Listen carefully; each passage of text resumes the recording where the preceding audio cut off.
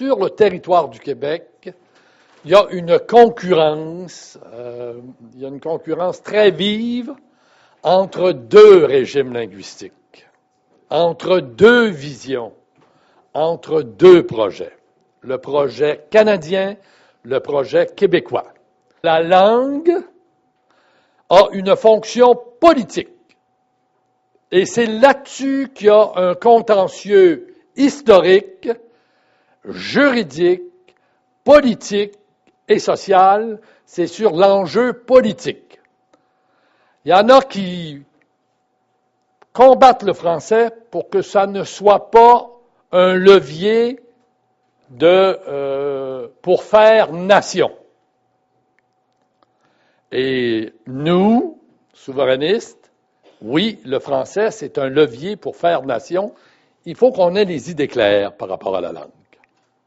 D'abord, il faut distinguer les compétences individuelles des compétences institutionnelles.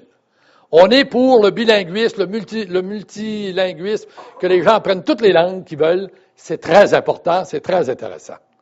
Mais institutionnellement, il y a des compétences qui doivent être, dans le cas du français, des compétences d'unilinguisme institutionnel. Alors, il faut distinguer les compétences individuelles des compétences institutionnelles.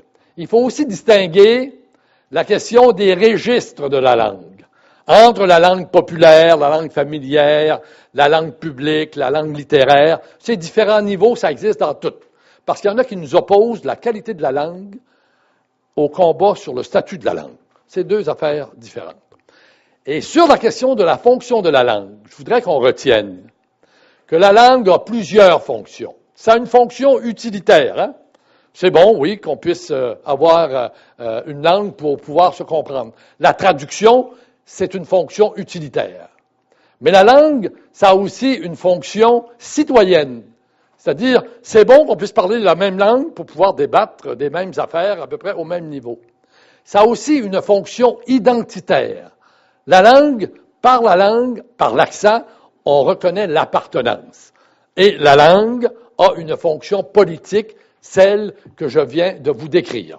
Alors, la décision de la Cour suprême qu'on a eue sur la gueule le 22 octobre dernier, c'est une décision politique qui vise uniquement, essentiellement, à enlever à la langue française son caractère national pour la retourner au choix des individus. On enlève le caractère des droits collectifs pour atomiser ce droit dans les individus qui ont le droit de choisir leur langue. Dans ce cadre-là, la Cour suprême continue à faire sa job de construire le Canada en défaisant les instruments du peuple québécois, notamment celui qui touche la langue et qui est un levier important pour que ce peuple devienne indépendant en se possédant sur l'ensemble de sa réalité, y compris de sa réalité linguistique. Le reste, on peut débattre.